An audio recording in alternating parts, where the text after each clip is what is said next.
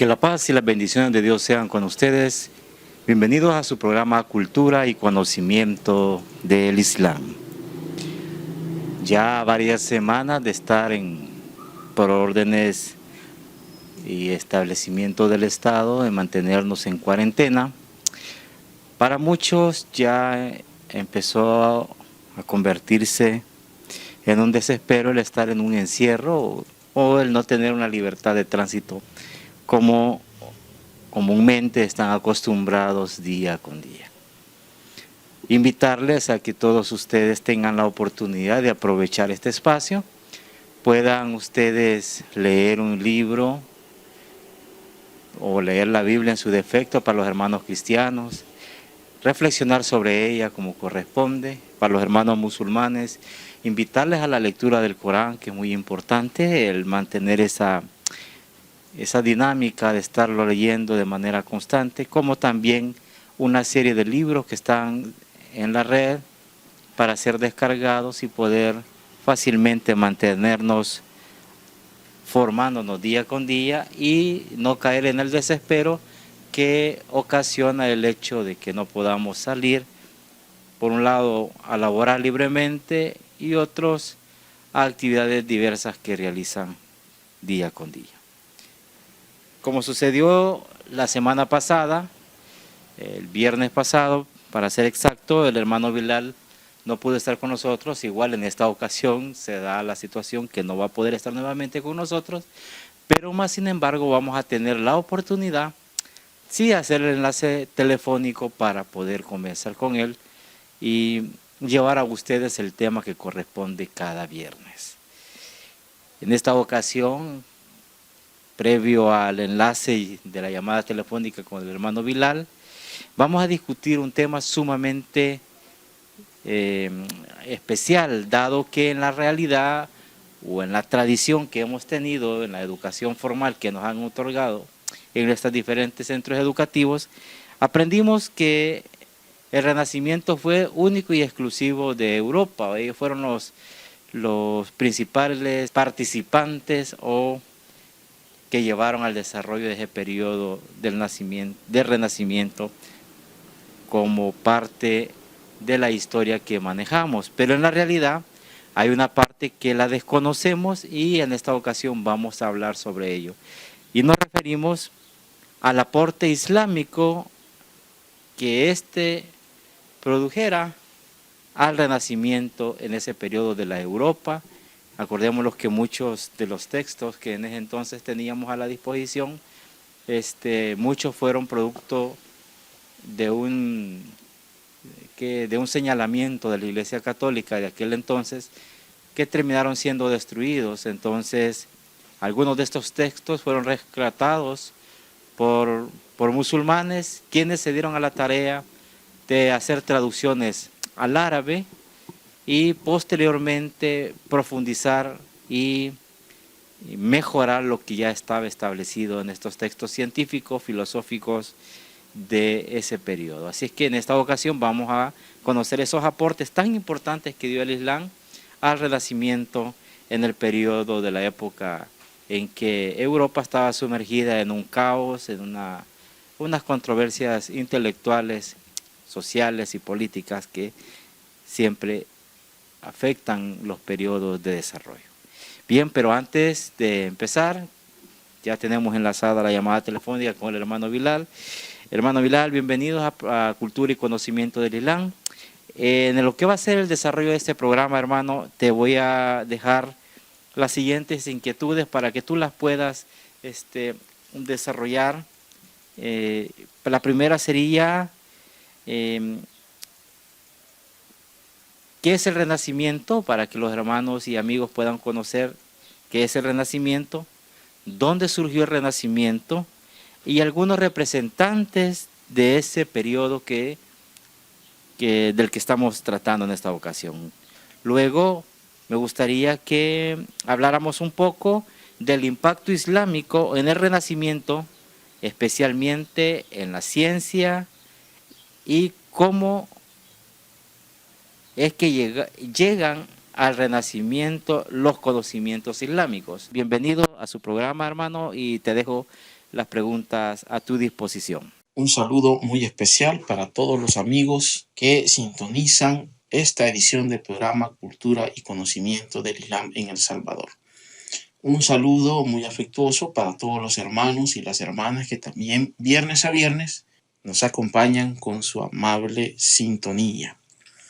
Recordándoles encarecidamente que sigan las recomendaciones de los organismos de salud nacionales e internacionales para evitar la propagación del coronavirus. Como lo ha dicho y lo ha planteado en la introducción del programa el hermano Abdul Gafar, hoy vamos a hablar sobre un tema interesante. Y este tema tiene relación con el impacto o la influencia islámica en el Renacimiento europeo. Las preguntas planteadas por el hermano Gafar creo que nos van a permitir tener un panorama general en este primer bloque sobre lo que es el Renacimiento europeo, algunos de sus representantes y cuáles son algunas de las fuentes que originan este importante movimiento cultural e intelectual del occidente europeo. Comenzamos entonces respondiendo a la primera pregunta. ¿Qué es el Renacimiento?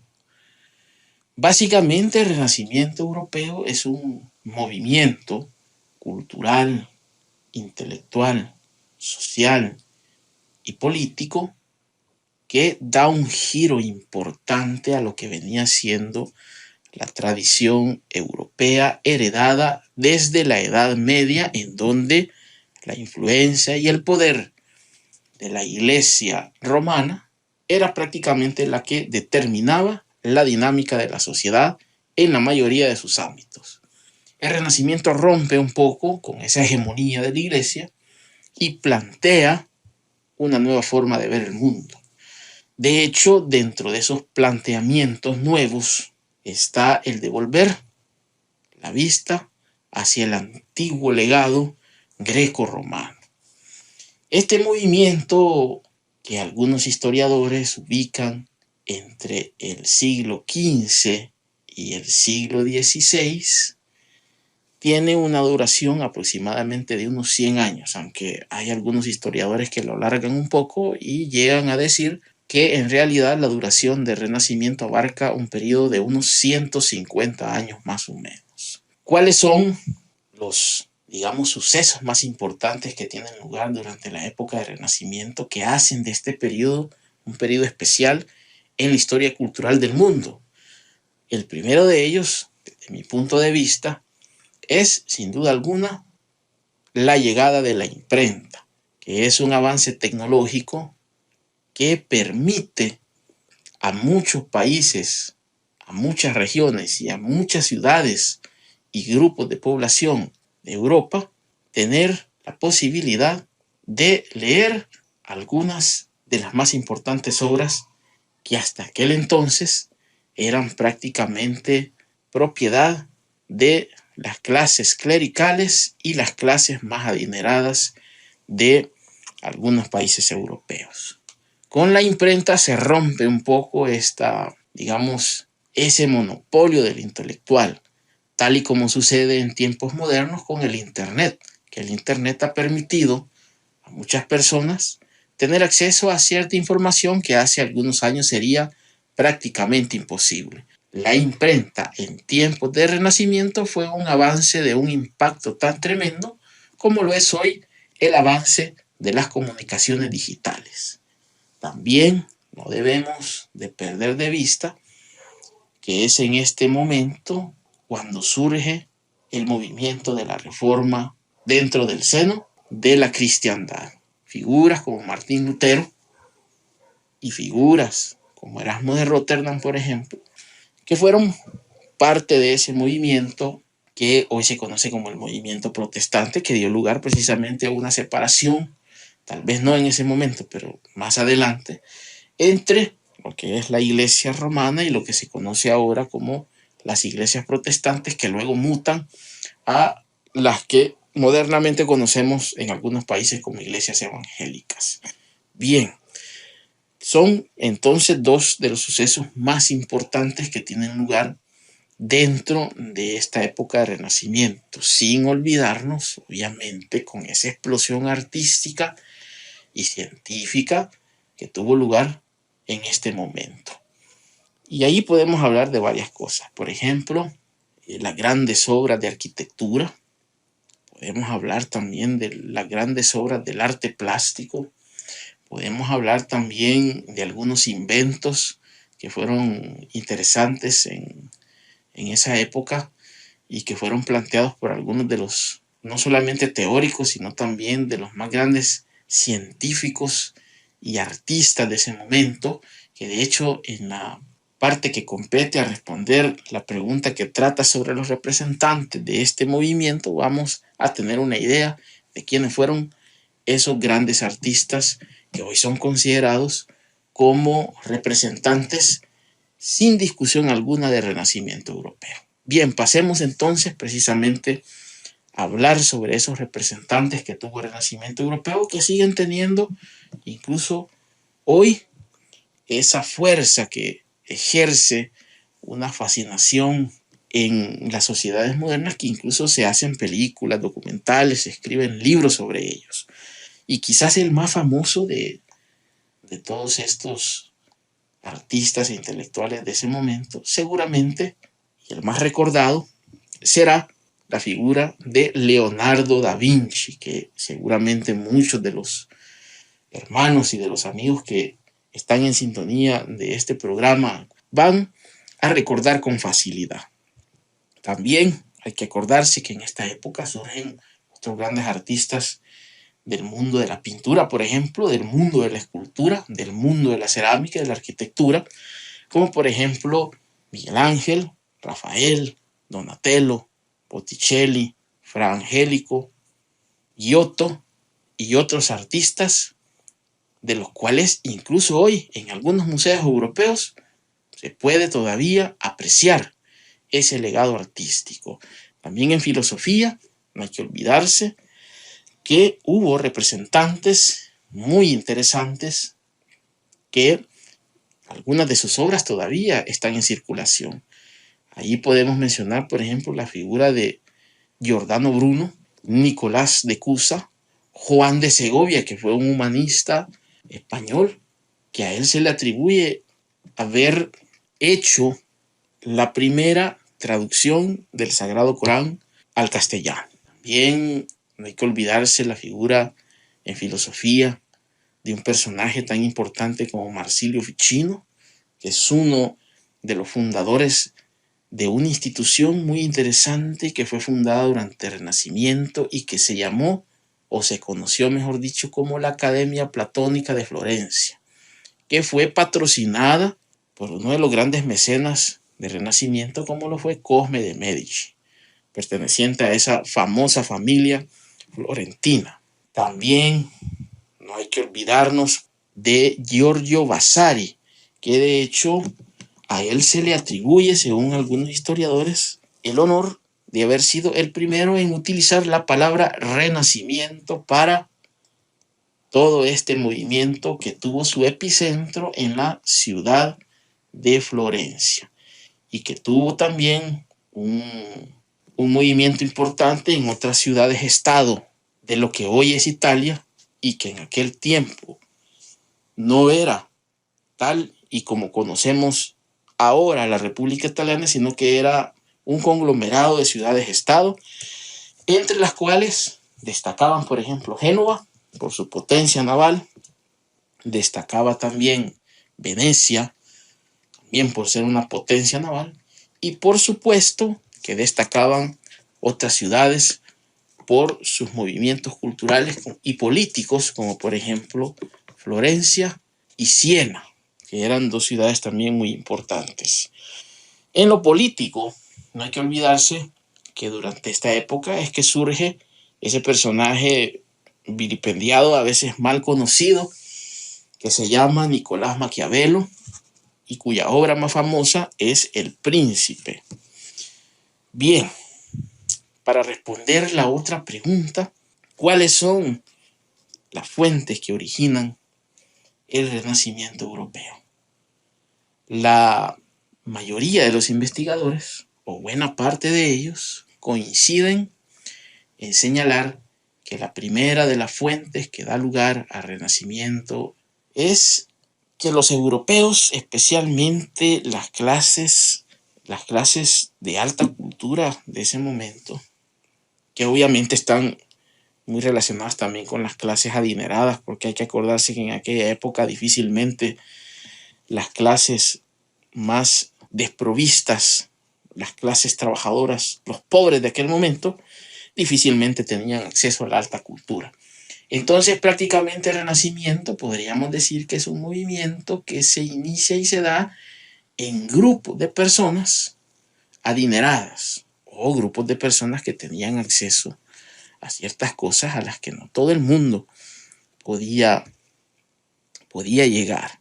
Bien, entonces hay que acordarse que estas clases de personas privilegiadas empezaron a poner atención en todo el legado greco-romano que existía ya en varias ciudades de lo que hoy es Italia.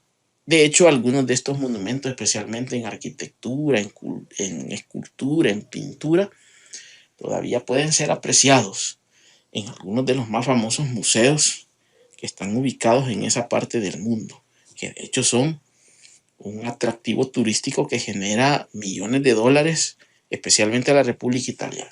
Esta es la primera fuente, es decir, regresar a ese pasado grecorromano.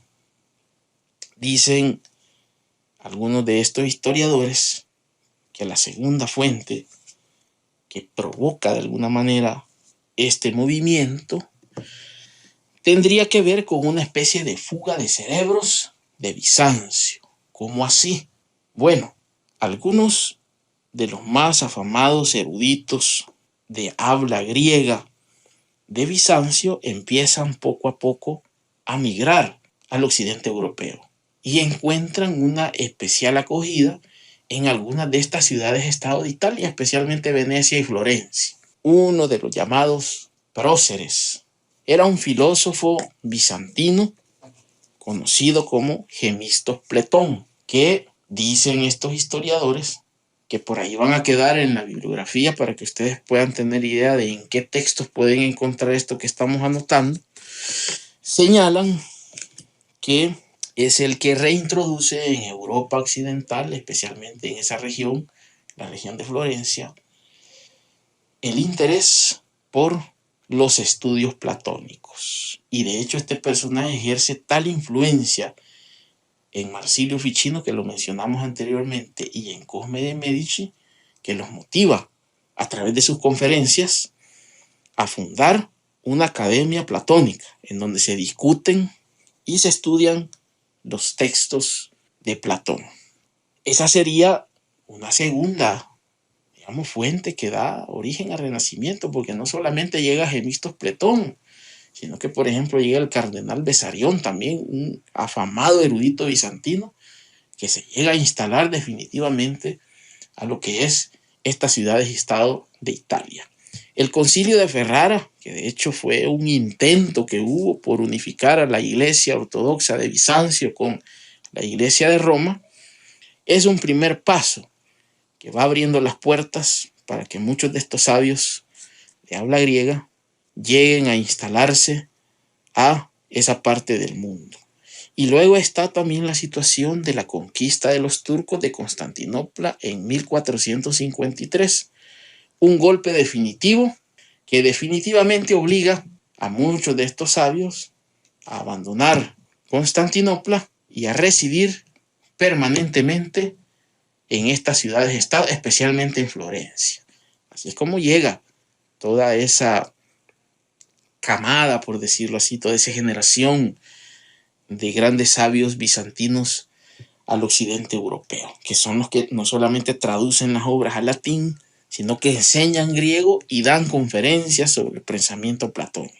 Y esto de alguna manera genera también el interés por la Grecia clásica y que dicen estos historiadores que sería también una de las fuentes que daría origen al Renacimiento en Europa. Y hay una tercera fuente, que esto es interesante conocerlo, aunque no todos los investigadores están de acuerdo. Eso hay que decirlo con sinceridad, porque de hecho esta es una línea de investigación que, si la comparamos con las otras, tiene quizás menos adeptos en el mundo académico occidental y tiene algunos adeptos en el mundo académico del Oriente, es decir, en el mundo académico islámico, en donde estas teorías o estas hipótesis históricas han tenido buena acogida. ¿A quién podemos mencionar, por ejemplo, en esta línea de investigación? Hay una autora, es una autora relativamente joven, que es de Inglaterra y que se llama Violet Moller. Ella plantea en un interesante libro que, traducido al español, se llama La Ruta del Conocimiento. En este libro, esta historiadora inglesa plantea que el Renacimiento europeo tuvo su origen en Bagdad, a miles de kilómetros de las ciudades-estado de Europa, y que habría sido el trabajo de traducción que hicieron en Bagdad algunos sabios cristianos de corte oriental que por alguna u otra razón habían roto con ya sea la iglesia de Bizancio o la iglesia romana, y que se instalaron en esa parte del mundo, los que originaron con sus traducciones del griego, del siriaco, de las obras de grandes pensadores griegos, y que luego fueron traducidas al árabe, fueron ellos realmente los que iniciaron el camino del Renacimiento. Y que este camino se inicia en Bagdad y luego tiene una parada importante en la Córdoba califal, y que a través de la época medieval se trasladaría este conocimiento islámico hacia la Europa del Occidente, para luego terminar desembocando en lo que es el Renacimiento europeo. También hay autores que plantean que en realidad el Renacimiento europeo comienza en la ciudad de Córdoba con la época dorada de los omeyas en aquella parte del mundo, ¿no? La época del Al-Ándalus, algo así como una época dorada de las ciencias, de la cultura y del poderío económico de los países islámicos, teniendo en consideración algunas cosas interesantes como la cercanía geográfica, por ejemplo, que es planteada por estos investigadores como una de las cosas que facilitó, el traslado del saber islámico hacia el occidente europeo. Bien, interesante. Por ahí les voy a dejar en la bibliografía algunos libros que ustedes pueden consultar, que tienen interesante información sobre el tema que estamos hablando ahora. Por ejemplo, el libro precisamente de Giorgio Vasari, que, como dijimos anteriormente, a él se le atribuye haber utilizado por primera vez el término de Renacimiento. Pueden consultar en una obra que se llama Vida de pintores, escultores y arquitectos, que precisamente es una recopilación de la vida de muchos de estos grandes artistas del Renacimiento, y que ha sido traducida al español. También pueden consultar un libro interesante traducido al español del historiador Alfred Weber, que se llama Historia de la Cultura. También hay un libro interesante del doctor Harald Hofding, que es un libro que está en inglés y que su traducción aproximada sería algo así como Una historia de la filosofía moderna. También pueden ustedes consultar un excelente artículo escrito por una investigadora de nombre Catherine Wilson, que está en un libro, que es un libro colaborativo, que ha sido editado por Oliver Leaman y que lleva como título Historia de la filosofía islámica. Ustedes pueden consultar algunos de estos libros para enriquecer precisamente sus conocimientos sobre el Renacimiento. Hay que anotar también, para finalizar este primer bloque, que como todo movimiento importante, el Renacimiento también tuvo sus próceres, es decir, personas que dieron un impulso definitivo para que el Renacimiento se convirtiera en una realidad.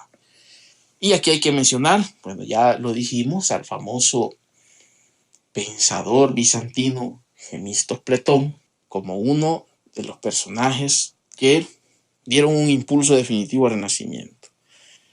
El poeta Dante Alighieri.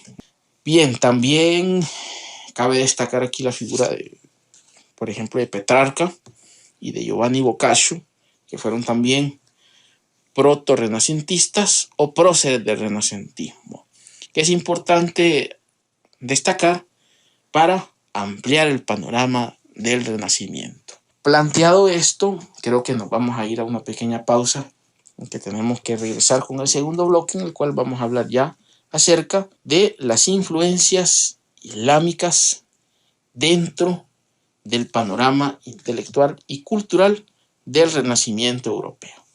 Volvemos en unos segundos con el segundo bloque del programa Cultura y Conocimiento del Islam en El Salvador. Regresamos. Para poder disfrutar de un video y posteriormente continuamos con la conversación con el hermano Bilal y así sucesivamente para ir despejando las dudas que tenemos pendientes. Ok, veamos el video. Sorry to bother you. Come on, it's probably not worth it. Everyone knows that the Greeks and Romans invented everything anyway. Oh, did they now? And you're sure about that, are you? You know, I might just have something for you. You seem to be out for the time.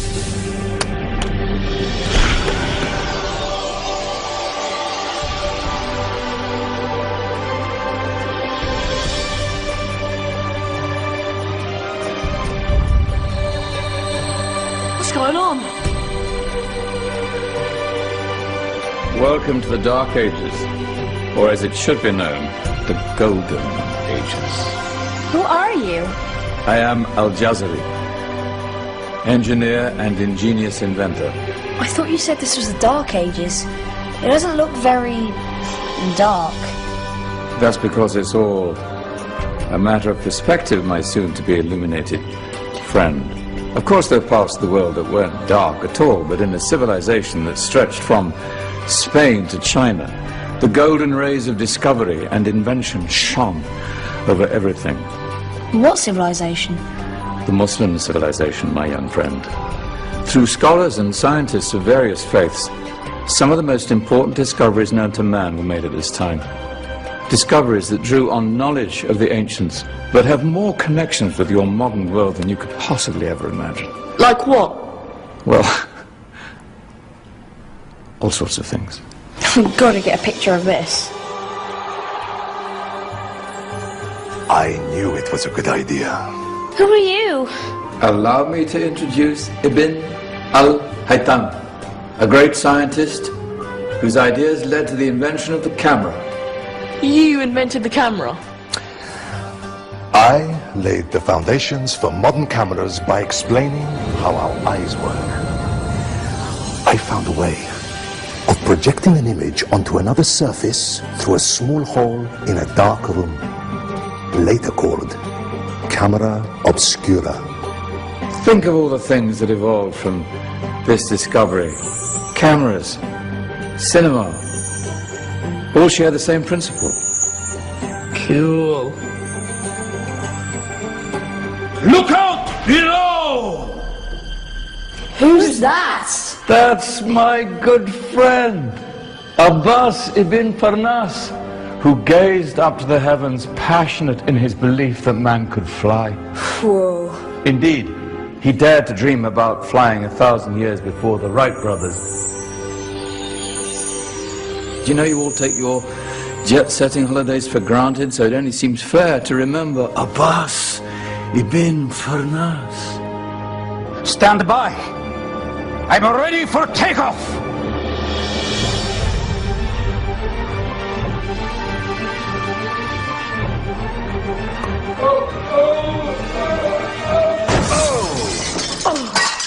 He did forget one thing, though. A tail, useful for landing. My back!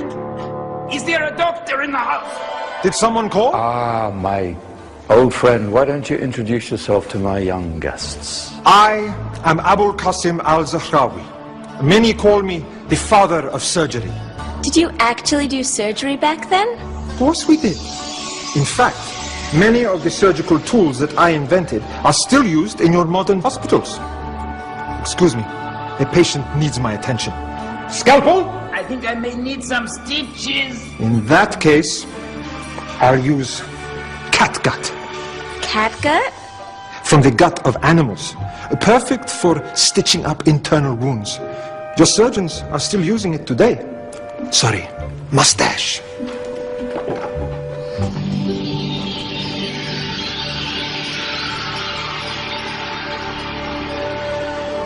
Who's she? That's Mariam al-Astrolabi, one of the many brilliant women of her time. She made sophisticated astrolabes. Astro what? Astrolabes. They show the sky and the stars on a small flat plate you can hold in your hand. Think of them as ancient calculating or timekeeping devices. Today you have your watch, your compass, satellite navigation, helping people and explorers travel the world. Science at its brilliant best.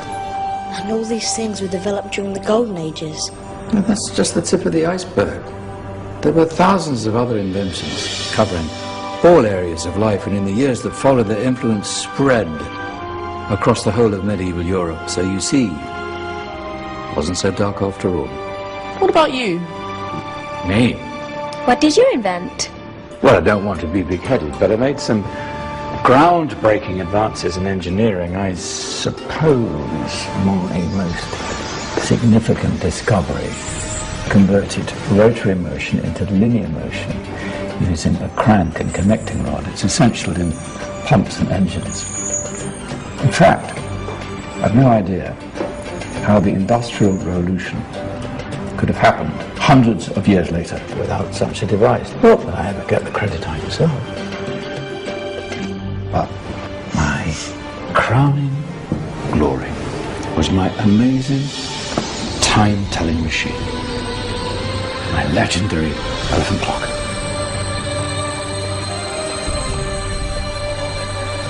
It's a clock. Yes. Dozens of components collected from different cultures around the world. Indian, Greek, Arabian, Egyptian, Chinese. Wow. A United Nations clock. That is pretty cool. Does it actually tell the time? Well, yes, of course. If it wasn't for me, thousands of people would be late for everything. Bueno, después de haber visto el video, continuamos con la charla que el hermano Bilal nos está facilitando el esclarecimiento de las preguntas que le hemos realizado. Hermano Bilal, nos gustaría que continuaras con la parte que ha quedado pendiente. Sigamos, Bilal. Bien, estamos de vuelta para el segundo bloque de este programa, en el cual vamos a hablar entonces de la influencia de los intelectuales y las ideas islámicas en el Renacimiento europeo. Aquí hay que hacer notar algunas cosas que son indispensables para entender cómo las ideas islámicas llegaron a esa parte de Europa. Ya lo dijimos anteriormente que la época medieval sirve como puente. No hay que olvidarse que las universidades de mayor prestigio de la Edad Media europea, como lo fueron la Universidad de Bolonia, la Universidad de París, la Universidad de Salamanca, la Universidad de Padua, se vieron influenciadas especialmente en filosofía por los textos de Averroes, que fue considerado el príncipe de la filosofía de la época medieval, especialmente en lo que se refiere al tema de la filosofía aristotélica. Era precisamente la filosofía predominante durante la época medieval. Los libros, las traducciones y los comentarios de Averroes eran textos de base para el estudio del pensamiento de este personaje destacadísimo en el mundo de las ideas, que sigue teniendo aún una gran vigencia. De hecho, en las universidades modernas se siguen estudiando con gran actualidad los textos de Aristóteles. Y no hay que olvidarse que en buena medida se sigue leyendo y se sigue estudiando Aristóteles por el esfuerzo que hicieron estos pensadores islámicos, no solamente en traducirlo, sino también en comentarlo. Ahí tenemos el trabajo, por ejemplo, de Averroes, que es el más conocido, pero no el único, porque también tenemos allí a Avicena y a Al-Farabi, que fueron también comentadores y traductores del trabajo aristotélico y cuyas obras lograron llegar hasta estas importantes instituciones académicas de la Europa medieval. Bien, ¿por qué otros medios logran las ideas islámicas llegar hasta el Renacimiento? Aquí habría que señalar quizás 3 canales importantes que sirven para que estas ideas islámicas circulen y al final terminen desembocando en el Renacimiento. Ya hablamos de libros, pero hablamos de la época medieval. En el Renacimiento hay un interés muy notable por algunos círculos de personas, no solamente adineradas, sino también personas de gran influencia social y académica, que empiezan a comprar y a adquirir libros y manuscritos que provenían del mundo islámico.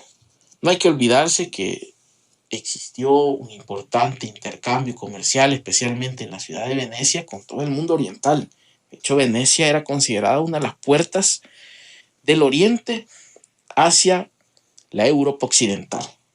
Y por ese medio circulaban libros, manuscritos, traducciones, etcétera, que provenían desde Bagdad, desde Persia, desde el Imperio Otomano, etcétera, y que llegaron hasta estas ciudades-estado de lo que es hoy Italia, y que fueron adquiridos no solamente por instituciones educativas, por universidades, por academias, sino que también fueron adquiridos por personas que coleccionaban libros y manuscritos, por personas adineradas, por personas interesadas en el arte y la cultura, que obviamente compraban estos manuscritos. No hay que olvidarse también del intercambio intelectual. Algunas de estas universidades que tenían la posibilidad de hacerlo contrataban profesores que venían del mundo islámico para que impartieran cátedras no solamente del idioma árabe, sino del pensamiento y de la teología islámica en algunas universidades europeas. La Universidad de París, por ejemplo, tuvo durante mucho tiempo cátedras de árabe y de estudios islámicos. La Universidad de Padua, por ejemplo, también tuvo un importante núcleo de personas interesadas en los estudios islámicos. De hecho, en la Universidad de Padua y en la Universidad de París, durante la época medieval, surge un movimiento importantísimo en la vida intelectual y académica europea conocido como el averroísmo europeo, que fue un movimiento que tuvo una época en la cual fue considerado este movimiento averroísta como un movimiento muy dinámico. Bien, también otra de las fuentes por medio de las cuales las ideas islámicas, especialmente los libros, llegan hasta la Europa occidental, es a través de las guerras. ¿Cómo así? No hay que olvidarse que en ese momento la gran potencia del mundo islámico era el Imperio Otomano, y que las guerras que se libraban entre la Europa occidental y el mundo islámico eran por lo general guerras entre las ciudades-estado, o Venecia, por ejemplo, el Imperio Español, Florencia, Siena, Génova, contra el avance del Imperio Otomano en Europa. Y cada vez que alguna de estas ciudades-estado europeas o imperios europeos, como es el caso del Imperio Español, lograba derrotar o reconquistar algunas ciudades que estaban en poder del Imperio Otomano, todo el legado cultural que quedaba en esas ciudades reconquistadas pasaba a ser parte del botín de guerra. De esta manera, muchas ediciones del Sagrado Corán, muchos libros sobre derecho islámico, muchos libros sobre la filosofía del Islam, muchos libros sobre el arte islámico, llegaron a parar a Europa y llegaron a parar a colecciones incluso privadas de coleccionistas europeos que compraron estos botines de guerra. Entonces son tres formas por medio de las cuales las ideas islámicas pudieron llegar a lo que es el Renacimiento europeo. Bien, ya hemos dicho y hemos mencionado en este programa, en el primer bloque,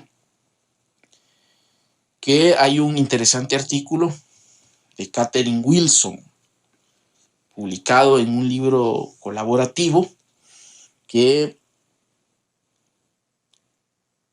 fue editado por Oliver Leaman y que lleva por título Historia de la Filosofía Islámica. El libro está en inglés, lamentablemente no sé si este es un libro que ya tenga una edición al español.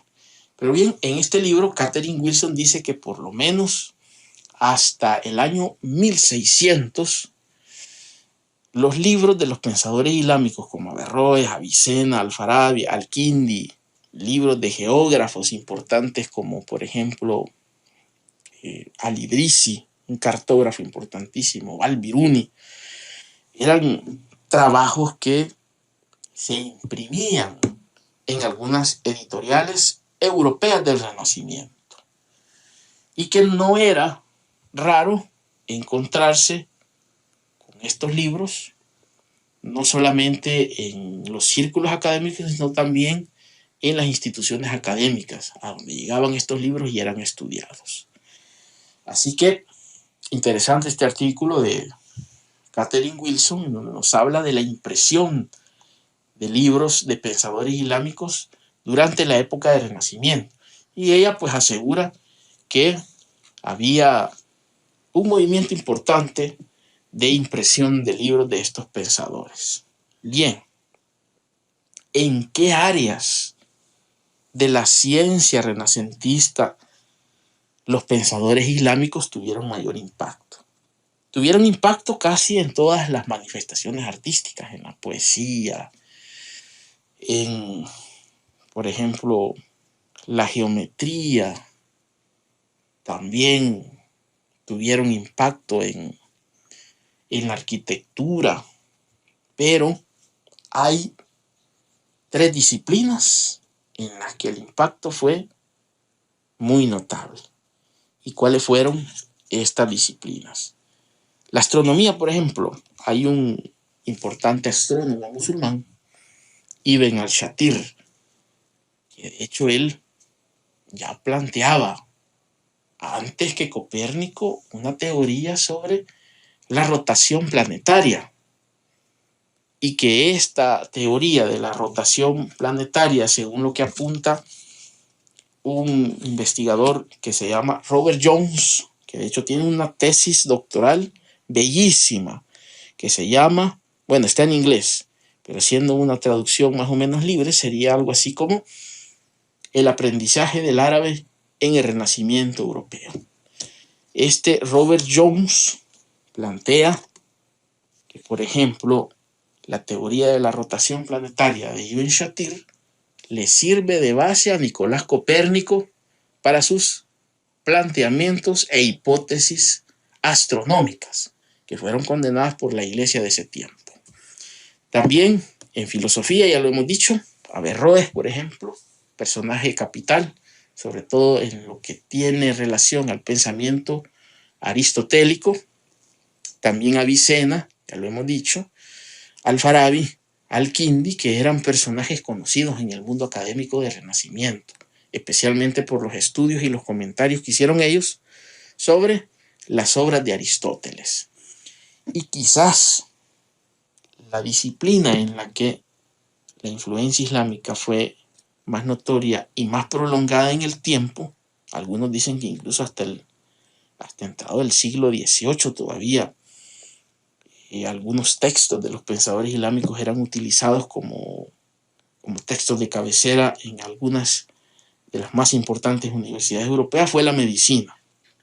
Y aquí cabe destacar un personaje importante, que ya lo mencionamos también como filósofo, porque por lo general el sabio musulmán de aquellos tiempos era un personaje bastante multifacético. Por ejemplo, Averroes también era médico, era poeta y era filósofo. El caso de Avicena, filósofo, filólogo, poeta, místico y especialmente reconocido en Europa como un importante médico. Su obra más conocida en el mundo occidental es el Canon de la Medicina, que es precisamente este libro el que tiene un impacto tremendo en la medicina occidental y que, como dijimos anteriormente, fue un libro de cabecera, según lo que dicen algunos autores, hasta bien entrado el siglo XVIII, que se siguió utilizando este libro para algunos procedimientos médicos. También hay que destacar una tesis doctoral que encontré por allí, también muy interesante, que vamos a dejar ahí en la bibliografía para que ustedes puedan rastrearla, que plantea que en la producción de la obra pictórica, uno de los más grandes representantes del Renacimiento, como por ejemplo Fra Angelico, también Giotto, Donatello y otros afamados artistas plásticos de esta época, se pueden rastrear influencias islámicas. Hay una,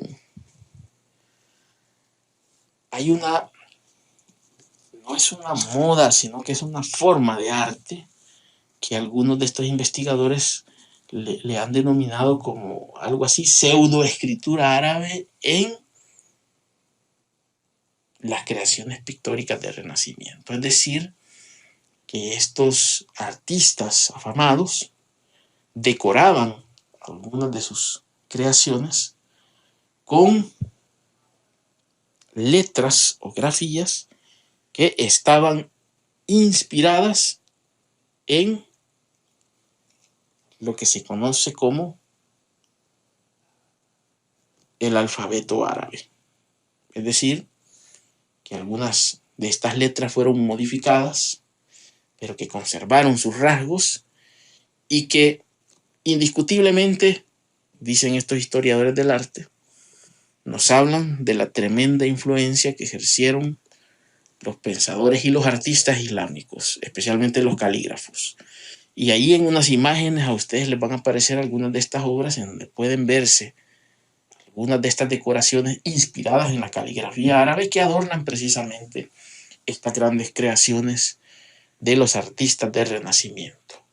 Bien, creo que vamos a llegar hasta aquí, porque obviamente el tiempo es corto para estos programas, no sin antes mandarles un gran saludo y recordarles que en la sección de los comentarios vamos a dejar toda la bibliografía ocupada para este programa. Como lo hemos dicho anteriormente, este es un programa que pretende